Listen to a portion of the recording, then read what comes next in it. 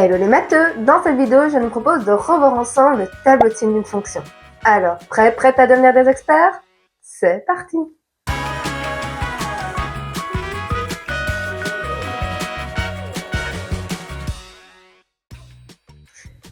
Bienvenue dans cette nouvelle vidéo de Math Expert. Aujourd'hui, je nous propose d'aller un petit peu plus loin avec les fonctions. Nous allons revoir ensemble comment réaliser le tableau de signes d'une fonction représentée graphiquement. Alors, installe-toi confortablement, n'hésite pas à prendre des notes et c'est parti pour devenir des experts. Nous allons démarrer avec une situation concrète pour t'aider à bien comprendre ce qu'est un tableau de signes et comment le remplir. Nous avons ici le graphique de l'évolution des températures à chaque heure de la journée du 1er mars 2023 à Bruxelles. Sur l'axe des abscisses, nous avons donc l'heure et sur l'axe des ordonnées, nous avons les températures mesurées en degrés Celsius. Par exemple, à 11 heures, il faisait 3 degrés. Lorsque nous souhaitons réaliser un tableau de signes, nous nous intéressons aux signes. Mais aux signes de quoi? Eh bien aux signes de Y. Reprenons le graphique. Lorsque nous sommes pile poil sur l'axe des abscisses, sur l'axe horizontal, le Y est égal à 0. Si un point est placé en dessous de cet axe horizontal, alors on descend, l'ordonnée est négative, c'est-à-dire plus petit que 0. Ou si ce point est placé au-dessus de cet axe horizontal, alors on monte, l'ordonnée est donc positive, c'est-à-dire plus grande que 0. Avec notre journée du 1er mars 2023, nous allons nous intéresser à 3 types de moments pour réaliser le tableau de signes de cette fonction.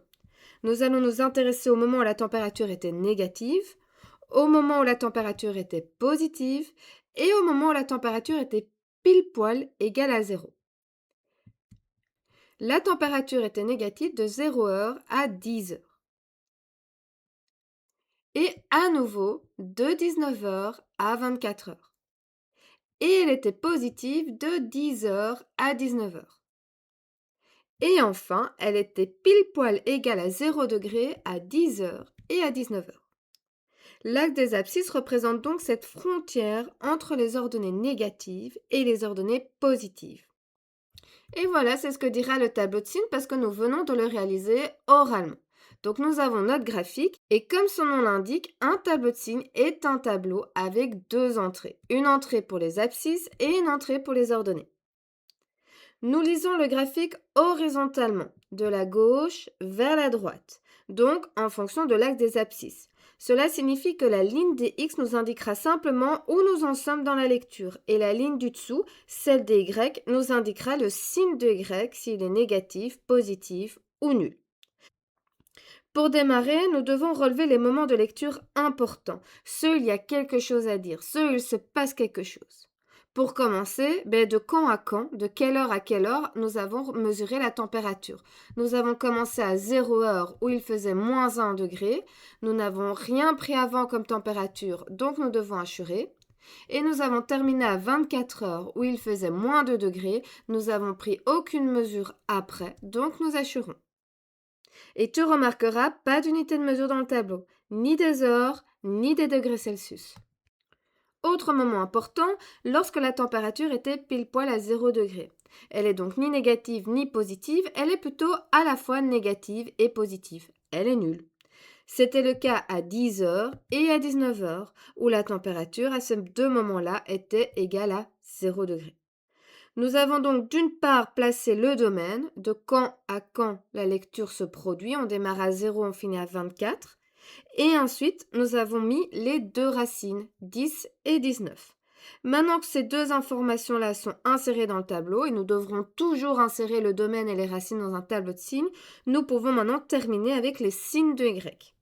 De 0 heure à 10 heures, la température est négative, donc un moins au niveau des Y. De 10h à 19h, les températures étaient positives, donc plus au niveau des Y.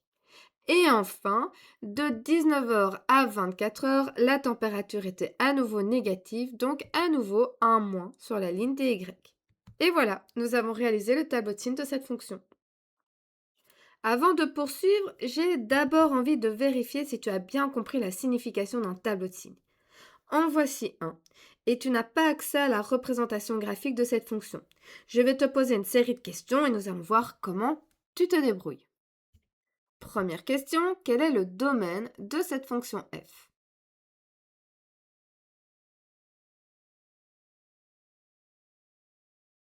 Le domaine d'une fonction concerne les abscisses. Nous allons donc regarder la ligne des x et nous pouvons observer que la fonction démarre quand x vaut moins 6 et se termine quand x vaut 80. Donc notre domaine est dom_f égale moins 6,80 avec moins 6 et 80 compris, d'où les crochets tournés vers moins 6 et vers 80. Deuxième question, quelles sont les racines de la fonction f?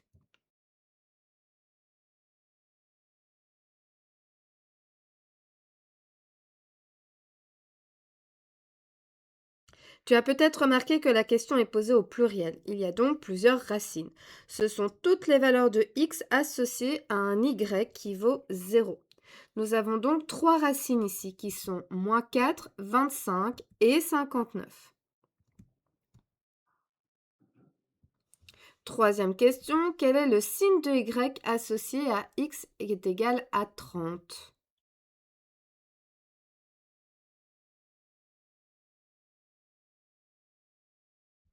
Alors, x est égal à 30 est compris entre 25 et 59. 30 est compris entre 25 et 59. Et dans cette zone, dans cet intervalle, les y sont négatifs. Donc, négatif. Quatrième question, quel est le signe de y associé à x qui est égal à moins 5,3?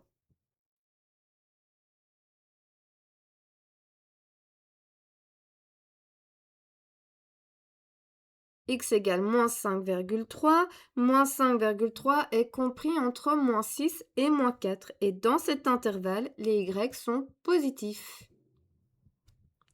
Cinquième et dernière question, quel est le signe de l'ordonnée à l'origine de cette fonction?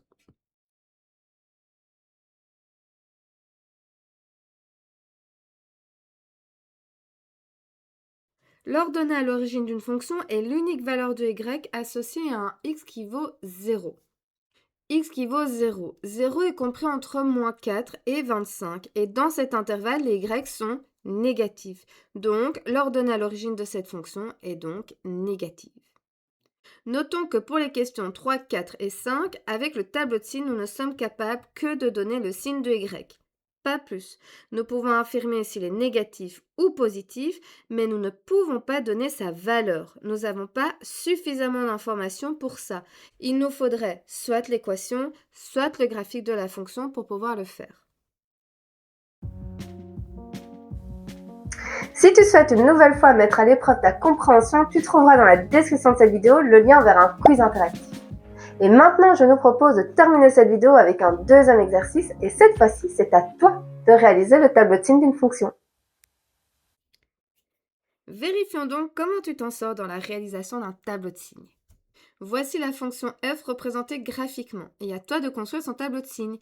Appuie sur pause pour te laisser le temps de le faire à ton aise et quand tu seras prêt ou prête à entendre la correction, il te suffira simplement d'appuyer sur play pour relancer la vidéo.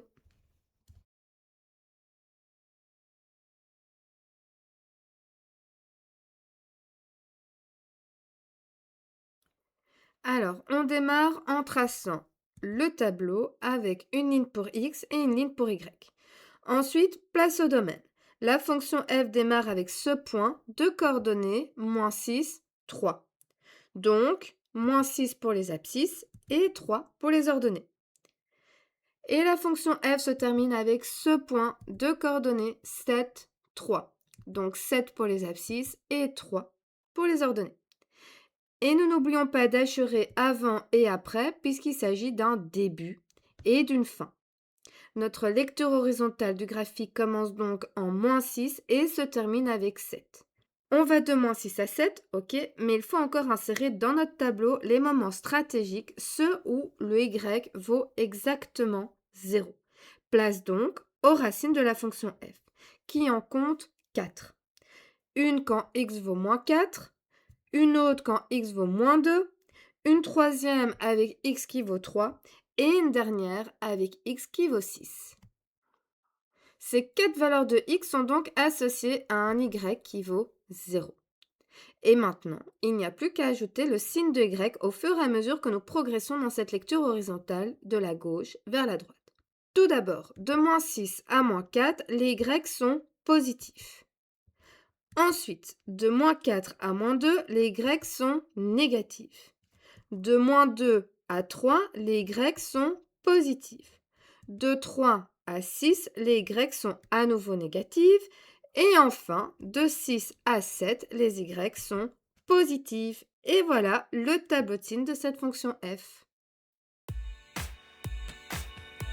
Et voilà, les bases sont installées concernant le tableau de signes d'une fonction. Et j'espère sincèrement que cette vidéo t'aura aidé à y voir plus clair. N'oublie pas que tu trouveras dans la description de cette vidéo le lien vers différents outils, toujours gratuits, et qui ont pour unique but de t'aider à renforcer ta compréhension. Et on se retrouve dans la prochaine vidéo pour aborder les différents cas de figure que tu pourras rencontrer lorsque tu souhaites construire un tableau de signes.